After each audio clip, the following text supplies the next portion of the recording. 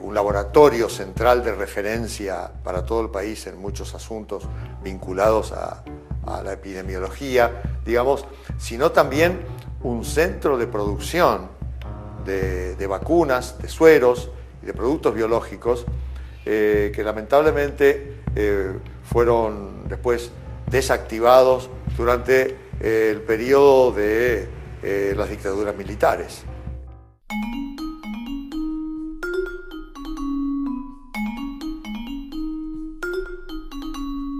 ¿Cuántas horas trabajaba Carrillo? Y 20, 21, 22 horas. Él dormía 2, 3 horas diarias, no más. Nunca dormía más. Yo a veces le decía, Ramón, operá, por favor, operá. Porque veíamos cómo Matero operaba y cobraba 3 millones, una cosa, una fortuna. Operá, tenemos que pagar la cuota de la quinta, tenemos... Ah, dice, ¿qué querés? ¿Que salga con un revólver en la calle a asaltar gente? No, le digo, lo único que quiero es que operes aunque sea uno por mes. Cuando Eva Perón dice que la limosna envilece a quien la da y a quien recibe, mientras que la ayuda social ennoblece y dignifica, ha cambiado todo el concepto. La beneficencia desaparece para transformarse en un acto de derecho. Todo esto que digo no ha sido en este proceso espiritual del peronismo, del justicialismo, mera cuestión de palabras. No, ha sido una verdadera revolución, porque los principios básicos de Perón y de Eva Perón llevan lo económico y lo social al campo de la medicina. Yo siempre digo que él no fue peronista, él fue parte del nacimiento del peronismo y desde el punto de vista sanitario seguramente creó peronismo. Su figura política y pública no aparece con el peronismo. Él tiene una trayectoria por detrás que evidentemente esa trayectoria que está por detrás de él lo impulsó a acercarse a Perón y a lo que Perón representaba en ese momento. Carrillo usó la política. Ningún científico es tropa propia de nadie. Hay que sacárselo de la cabeza. Si alguien es un científico en serio, no puede asimilarse o limitarse a un partido, sea cual sea, porque la plataforma de un partido no tiene todas las cosas que un científico ve o que un filósofo ve. Carrillo andaba muy bien con la Fundación Eva Perón, con sus problemas de carácter, porque los dos, Carrillo y Evita, tenían su carácter, pero eran muy rígidos, y por sobre todo, digamos, rígidos en el sentido de la disciplina que imponían a la gestión.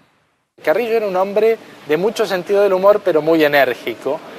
Y hay una anécdota que cuentan, que es una discusión casi a los gritos, como varias que ha tenido Carrillo con Eva Perón, donde discutían sobre el número de hospitales que había que hacer. Carrillo creo que decía un número X, 50, Eva quería 10 más, y la discusión era muy fuerte.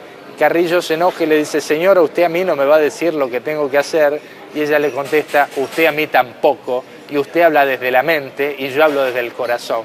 Y Perón, que estaba escuchando esto, se rió muchísimo y le dice, doctor, los hospitales van a ser el número que quiere Eva, pero la mira Eva y le dice, el lugar lo pone el doctor Carrillo, y así zanjó la cuestión. Tengo como anécdota una vez que tenía que ir Ramón Carrillo, pero me dice a mí, no, andá vos, pibe, porque no sé qué cuestiones de unos planos, un hospital. Y me dice Evita, ¿y por qué no vino el pícaro negro este? Hablando de Ramón Carrillo. Son cosas Pero yo creo que nunca hubo un trabajo más comunitario, en conjunto, de equipo, de gobierno, como en la época de Perón.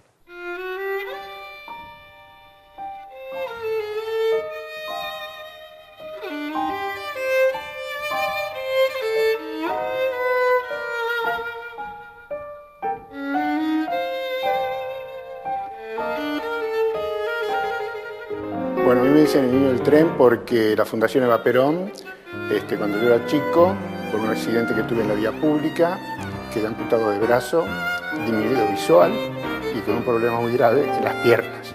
Yo no podía caminar en ese entonces y bueno, la Fundación Eva Perón, a través de Vita y de Mercante, que era su edecán en ese momento, nos obsequiaron un tren. Entonces yo con ese tren, sin poder caminar, estaba sobre una alfombra y me podía entretener.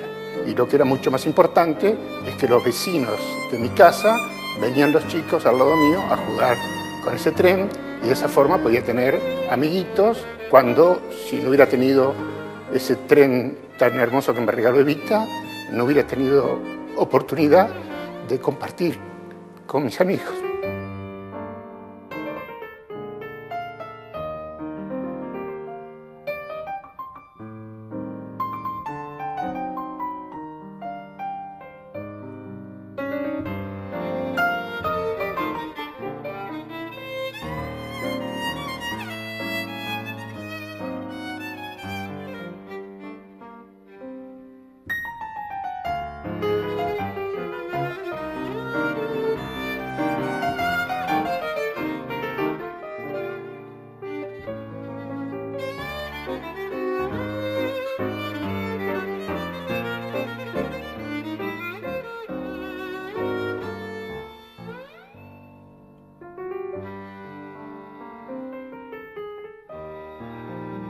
Cumple la Subsecretaría de Informaciones de la Presidencia de la Nación el penosísimo deber de informar al pueblo de la República que a las 20:25 horas ha fallecido la señora Eva Perón, jefa espiritual de la nación.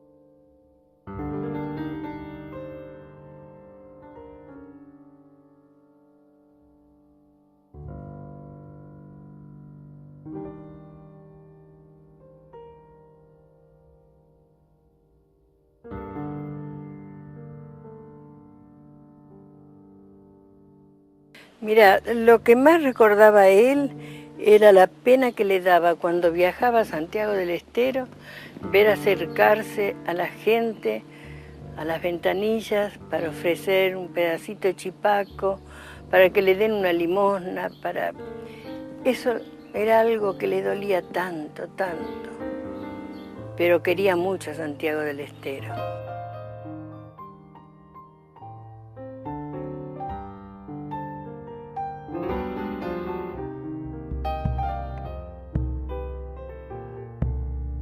Bueno, esta plaza fue el escenario de las grandes jornadas que se vivieron en esta ciudad en ocasión de cumplirse los 400 años de la fundación de Santiago del Estero.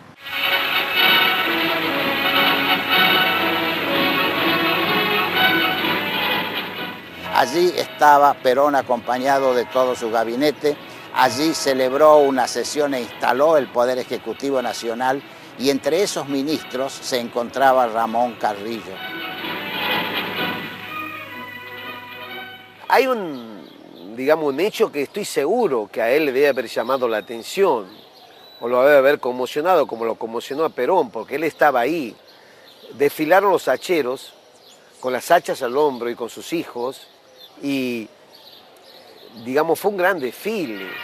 Alcanza un grado de imponencia máxima el desfile de los trabajadores, de los hombres que hacen la riqueza de nuestra tierra.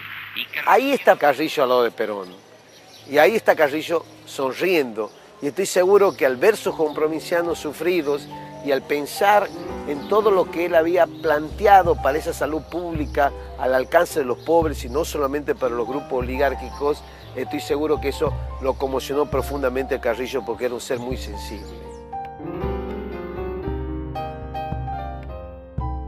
Yo creo que Carrillo era un gran romántico.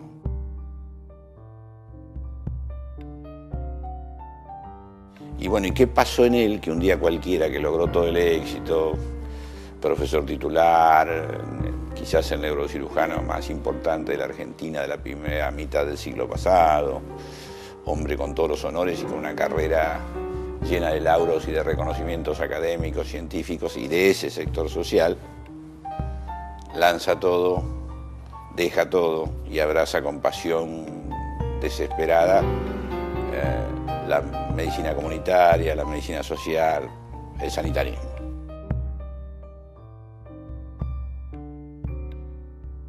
Realmente he conocido poca gente con esa habilidad para tratar desde el más simple hasta el tipo más importante que venía un ministro que venía del extranjero.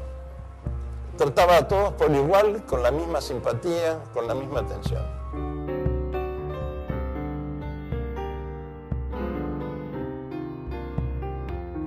Muy simpático y tenía seguramente ese gracejo provinciano y santiagueño, y entonces era un morocho que por supuesto sus amigos le decían el negro Carrillo, que otra forma le van a decir.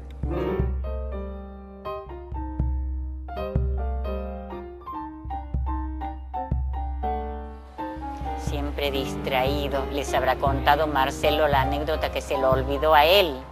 Bueno, él era soltero, estaba de novio con Susana, que vivía en Castelar, y un día, teniendo yo 3 o 4 años, me lleva a que me conozca su novia. Y cuando se baja en Castelar me olvida a mí en el tren, que yo miraba por la ventana seguramente. Y me olvidó, y me dejó en el tren. Y cuando llega, Susana me cuenta que le dice, yo me estoy olvidando algo. Nos alentaba, pero vigilándonos. La frase de Perón de que el hombre es bueno, pero vigilado es mejor, él la aplicaba.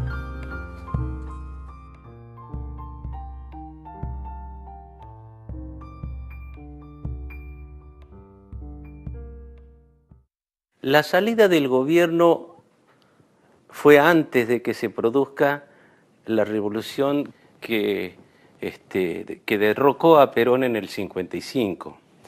Carrillo se va en el 54. Ya cuando los últimos tiempos del gobierno de Perón estaban con mucha efervescencia interna. Querido jefe, mientras organizaba la Secretaría de Salud Pública y planeaba el futuro ministerio, no chocaba con nadie ni recibía tiros de ningún lado. Pero luego, cuando estuvo todo funcionando, terminó para mí la paz y la tranquilidad. No faltaron francotiradores que afinaran conmigo la puntería. Permítame, general, esta franqueza, porque sé lo que usted sufría y me protegió siempre. Carrillo tiene una independencia de criterio. Una de las causas de su alejamiento del Ministerio de Salud Pública tiene que ver con que Carrillo no formaba parte de esa cohorte de obsecuentes que siempre rodeó a Perón y que Eva pudo mantener a raya mientras vivía. En una asamblea de proyecciones extraordinarias efectuada en el Estadio Luna Park y hacia el cual convergen los sectores más representativos de la actividad nacional, el pueblo ratifica una vez más su adhesión incondicional al presidente Perón, manifestando además su enérgico repudio a las infiltraciones de carácter clerical en las organizaciones populares.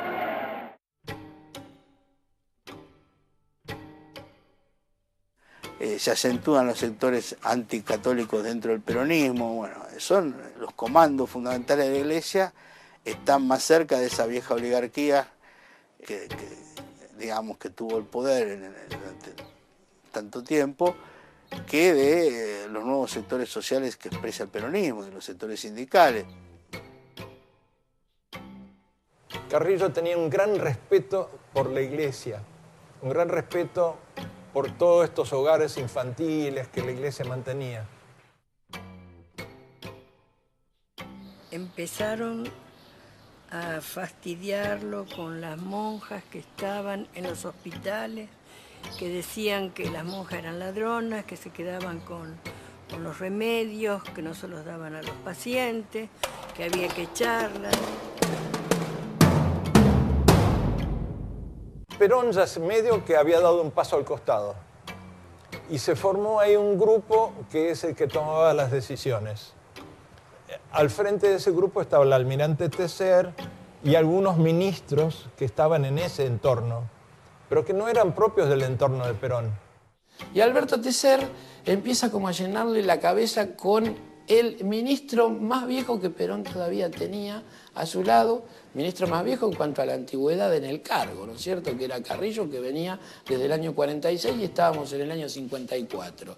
El tema del cristianismo, digamos, más acentuado de Carrillo, hace que se produzcan roces y cuestiones entre estos sectores. Entonces, cuando quieren tomar Tecer la decisión de sacar la Iglesia del Estado, es en ese momento que Carrillo le pide a Perón y en ese momento es que no le hace caso, se hace lo que dice Tecer. Entonces es así como prácticamente Perón comienza a estar distante con Carrillo, no lo comienza a atender en el despacho. Y Ramón ya empezaba a sufrir tremendos dolores de cabeza, que los tuvo durante todo el ministerio. Busca una excusa elegante con respecto a su salud para alejarse de un gobierno que ya no sentía que tenía las fuerzas revolucionarias que él soñara. Entonces Ramón le escribe una carta a Perón y le dice que nunca a través de los siglos ningún gobierno ha podido contra la Iglesia. Le envío mi última colaboración. Y digo última, porque ya fuera del mecanismo del gobierno, solo con su beneplácito me consideraré autorizado a hacerle llegar mis inquietudes, como lo hice en estos últimos tiempos, preocupado porque los problemas se nos venían encima y temía que fuéramos sorprendidos. Necesito este desahogo en su confianza para que sepa que este viejo amigo suyo, que jamás apareció para las buenas, siempre estuvo a su lado en los momentos difíciles, porque amo su obra titánica, porque lo he visto nacer y crecer. Entonces Carrillo cuelga el guardapolvo y se va. No presentó renuncia, nada, se fue a casa. Después Perón lo mandó llamar porque quería darle una embajada, no sé cuánto, y él no quiso. Se va a Estados Unidos para hacerse ver de la hipertensión renal y invitado por varias instituciones de neurocirugía a dar discursos. Estimado doctor Pap, lo felicito por estar en Buenos Aires, donde la gente escucha, charla, discute y divaga. Aquí, usted y yo pasaríamos las peores torturas mentales. Nadie escucha, nadie conversa, a nadie le interesa la ciencia. Las librerías son escasas, pero me explicaron que eso se debe a que los libros se venden en las tiendas, de modo tal que de paso que usted se compra un calzoncillo de nylon, se trae la obra de Toynbee. Aquí existe una gran libertad de honradez, pero consideran el trabajo un vicio y una obligación. Lo viven como una enfermedad, no un placer. Y los sabios lo son por deber o por contrato. Al ver este panorama, me doy cuenta de que en la Argentina todavía no terminó el siglo XVIII. Todavía nos gusta la amistad, somos miniaturistas. Aquí hay un culto a la dimensión. Una cosa es buena solo cuando es grande. Todas estas observaciones igual no son una crítica. Creo que son buenas personas y hombres puros. Quieren ayudar a todo el mundo, pero hacen las cosas de tal manera que nadie les agradece y hasta terminan por odiarlos por sus grandes cualidades y por su eficiencia, que la obtienen a base de grandes sacrificios, como el dañar el propio espíritu con tal de hacerlo rendidor. Carrillo está en Estados Unidos en el momento en que se produce el golpe de Estado del 16 de septiembre de 1955.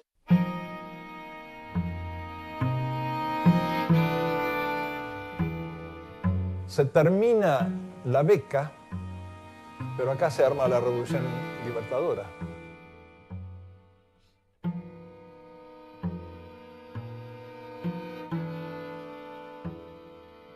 Entonces, se encontró con que no tenía el dinero suficiente para mantenerse él, sus 4 chicos y su esposa en Nueva York.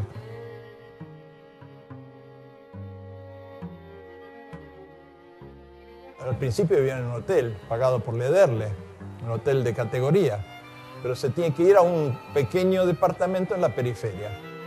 Y ahí, con 4 chicos, te imaginás que no, en un departamento chiquito no había mucha vida. Para Ramoncito y Facundo, unas reflexiones de su padre en una noche de insomnio iluminal. La utopía es pensar y anhelar algo que parece imposible.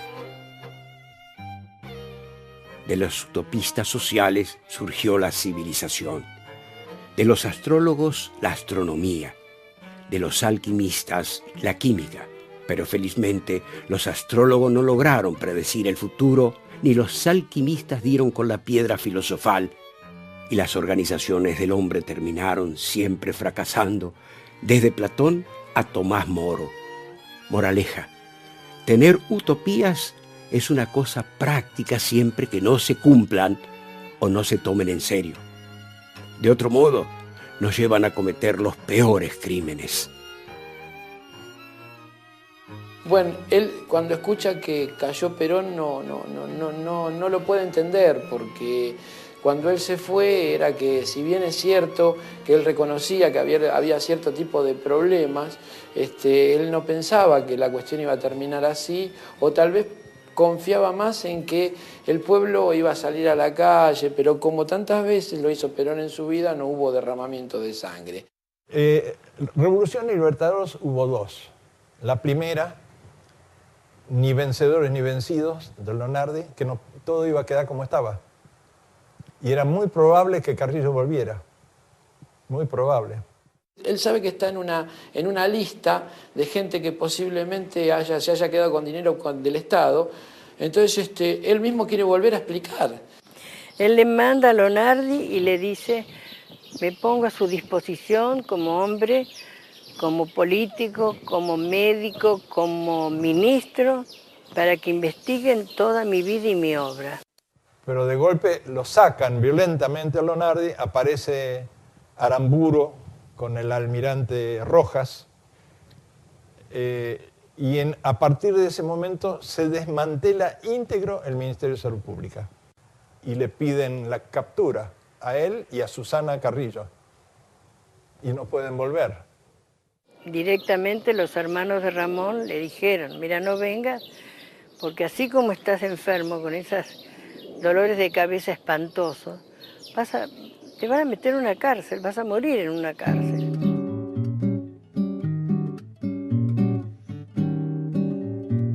No teníamos cómo seguir y conocimos a la mano derecha del dueño del New York Times. Entonces él nos aconseja y nos recomienda a una compañía de minería que se llama Hanna Mineralización, que iba a hacer una prospección de una mina de oro en Aurizonia. Y nos fuimos para Belén do Pará.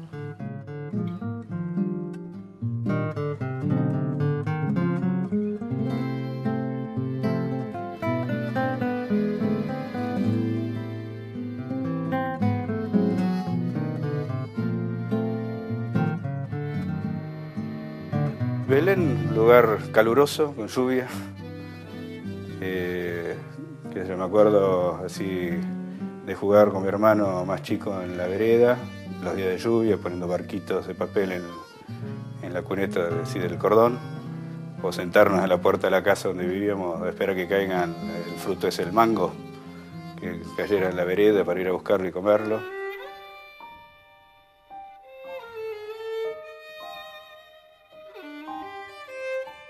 Hoy cumplo 50 años. Sin embargo, todavía no me tiembla el pulso, aunque sí un poco las piernas. Me levanté con un buen dolor de cabeza, seguramente para celebrar el acontecimiento. Aquí he recibido toda clase de homenajes, muy sencillos pero conmovedores.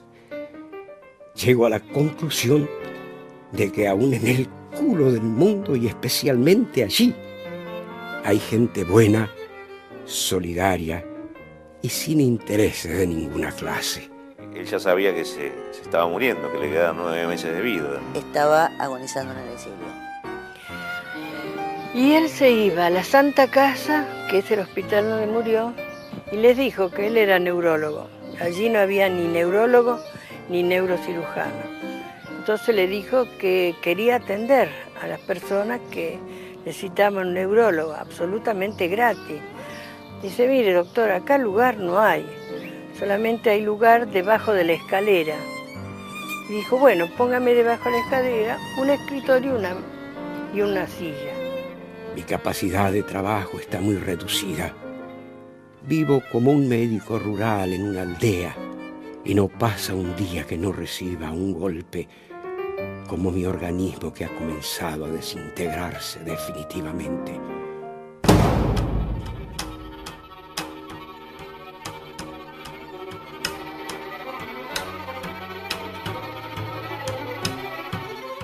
Las noticias eran muy confusas, las cartas nos llegaban abiertas, groseramente abiertas, arrancadas.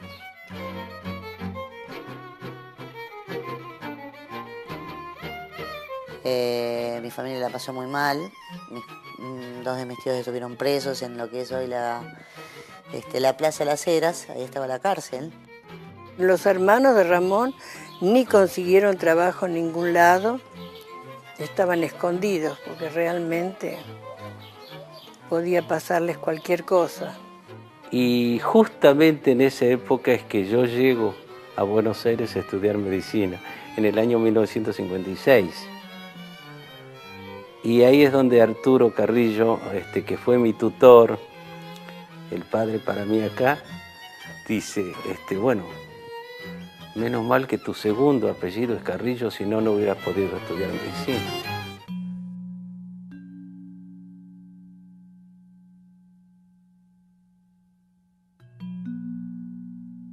Acabo de llegar del trabajo y me entero que me han declarado difunto y quieren liquidar mis bienes.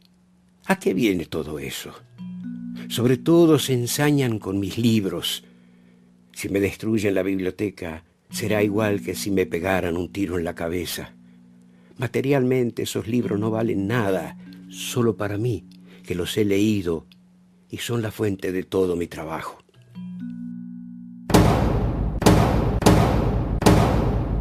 El general Roger o coronel, qué sé yo, había entrado en casa y había llevado 8 bolsas de todo, desde las medallitas y las cadenitas de mis hijos hasta medallas de él que como que le daban como un homenaje por algo que había hecho. Entonces, mientras saqueaban las casas acá, mientras se quedaban con sus propiedades, expropiaban y robaban joyas y obras de arte, él moría en un hospital público de la mano de mi tía Susana, con sus 4 pibes chiquitos y con su hermano Santiago. Nos pudimos comunicar después, cuando se enfermó Ramón, por Radio Aficionado. Yo decía, por favor, alguien de Buenos Aires, Ramón Carrillo está grave, alguien que me comunique con la familia. Nadie contestaba.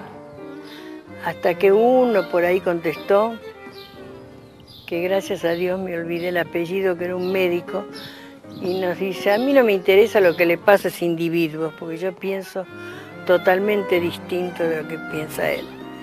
Entonces el radioaficionado brasilero me sacó el micrófono y dijo, mire señor, en un año que ha estado acá el doctor Carrillo, ha curado y ha mejorado a tantos, porque acá no hay neurólogo, ha mejorado y ha curado a tantos que nosotros queremos al doctor Carrillo no para ustedes que no se lo merecen,